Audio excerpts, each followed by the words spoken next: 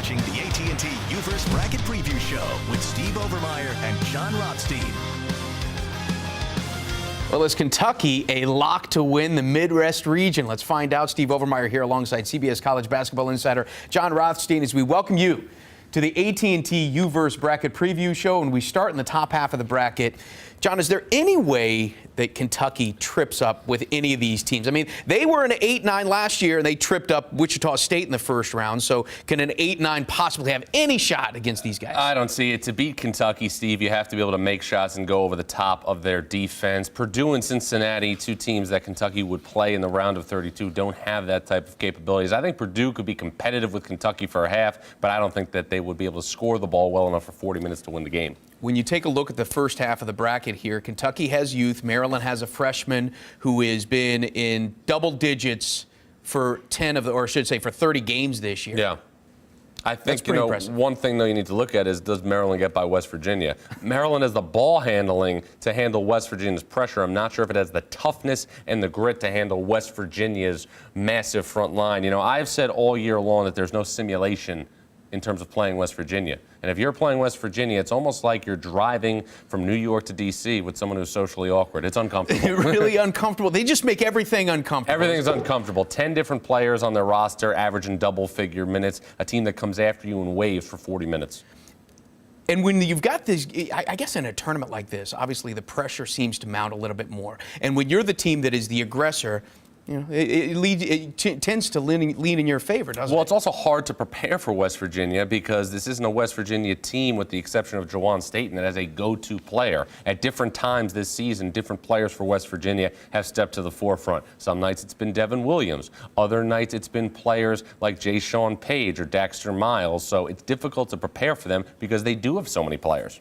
Interesting fact, no state has more teams in the dance than Indiana. 5 teams in the dance. Your home state. I had to throw that out there. Yeah. So you have, by the way, they're all in the Midwest region. Yeah. You have Indiana, Notre Dame, Butler, Valparaiso, Purdue, Valparaiso, and Purdue in the top half of this region. Do you see any of those Indiana squads making a move? I like Purdue to advance and beat Cincinnati. Cincinnati has had success this year when it's really been able to bully teams on the interior. Cincinnati with 2 really solid front court pieces in Octavius Ellis and Gary Clark, but the size factor for Purdue is what separates them against their opponents. John Octius is a 6'4" point guard. A.J. Hammonds and Isaac Haas are a pair of 7-footers that are on the same team. When in college basketball right now, other than Kentucky, do you see 2 7-footers on the same team? Very rare. Yeah, well, and they could very well be facing them in the second round as well. All right, when we come back, I'm going to ask you if you think that there's any team in the bottom half of the Midwest region that can wreck Kentucky's dream. You are watching the AT&T U-verse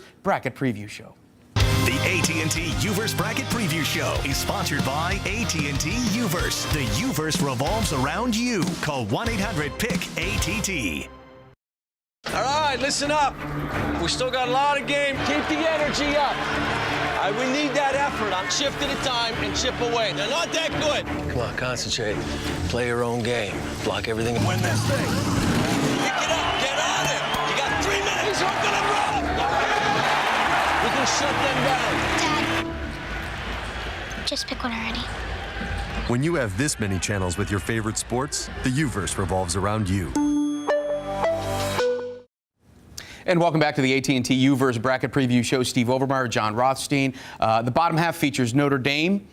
You like Texas, though, in the bottom half as well, at least to be a little bit of an upset special. I'm going to pick Notre Dame to get by Texas, but I do think that Texas will be Butler, and Texas has the type of length that can give Notre Dame problems in the round of 32. A lot of people don't remember, when Notre Dame was a 2 seed in the 2011 NCAA tournament, the Irish had a great regular season, but ran into a Florida State team coached by Leonard Hamilton that was built similar in mold to Texas. Long, athletic, full of athletes. That's what has to scare the Irish if Texas gets past Butler. The Irish are a team that, they're coming in hot.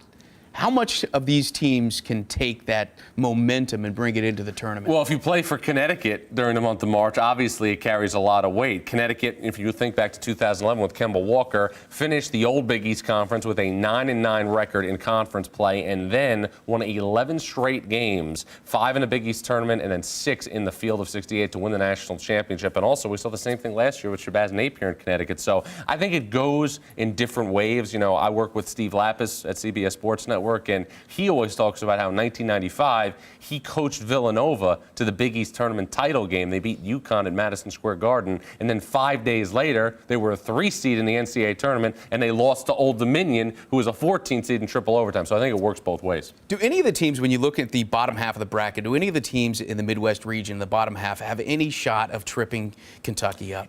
Notre Dame has the type of chemical makeup that could go over the top of Kentucky's defense because they can extend things from all 5 positions on the floor, have a great stretch 4 in Pat Connaughton. And Texas has the type of personnel, because we saw them play Kentucky earlier in the year at Rupp Arena without Isaiah Taylor, their starting point guard, that can go toe-to-toe with Kentucky. But I still think when push comes to shove, the Wildcats are too locked in, too connected, too good defensively to trip up in this region. Interesting possible matchup in the second round between Wichita State and Kansas, 2 best teams in their state, but they don't play each other in the regular season. Yeah, it's something that, the state of Kansas has been craving for over the past couple of years because of all the success that Wichita State has had under Greg Marshall. But a higher power, potentially, or maybe just the NCAA, has put these 2 teams in a situation where they could maybe play in the round of 32. That would be a must-watch game this weekend. I don't think there are any coincidences when it comes to the selections committee here. But this really is a bracket full of shooters. A lot of top-tier guards in this one. You spoke before about how important that is to advance in the tournament.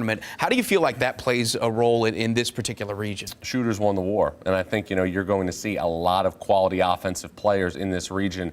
A lot of people are putting Wichita State ahead of Indiana, but I think Indiana has a real chance to upset the apple cart of that Kansas-Wichita State matchup. One of the biggest reasons why James Blackman Jr., a freshman shooting guard who has been off the charts for the Hoosiers this season. You talk about great shooters making a difference in March. James Blackman, other than Kentucky's Devin Booker, might be the best shooter in this region. I'm glad you brought up Indiana because it was 1987 when they won the national championship. And since Indiana won that championship in '87, only 6 teams have won it all shooting less than 35%. Does that mean you take a closer look at those teams that are really good from the perimeter? Well, with Indiana, one of the things you need to look at is they do not allow you to play conventionally on the defensive end. Because if they're in a situation where they are going to have a guy like Colin Hartman potentially at the 5, or even if Tom Crean goes small and plays Troy Williams at the 5, you're not going to be able to put a typical 5-man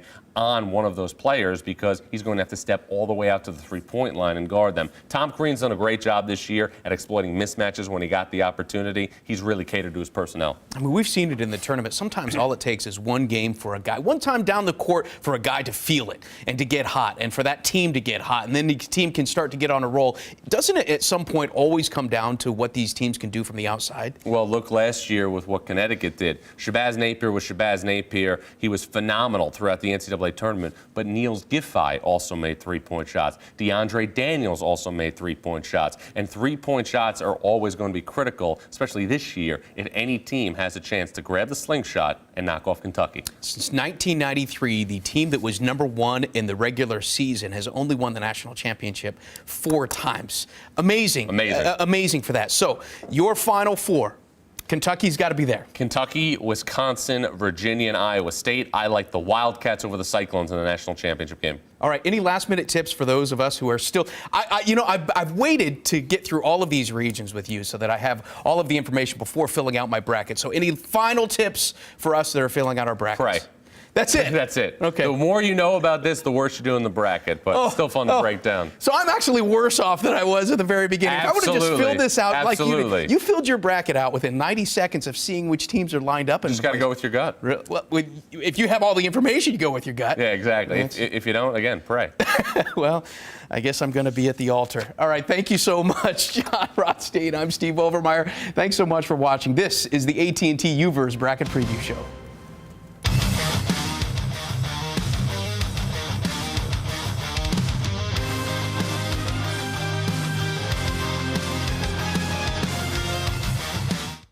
AT&T U-verse Bracket Preview Show is sponsored by AT&T U-verse. The U-verse revolves around you. Call 1-800-PICK-ATT. You have got to be kidding me! Unbelievable!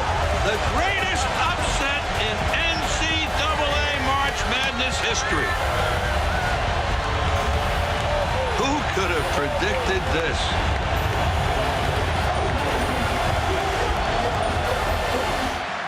Never miss a moment with UVerse Live TV on the go.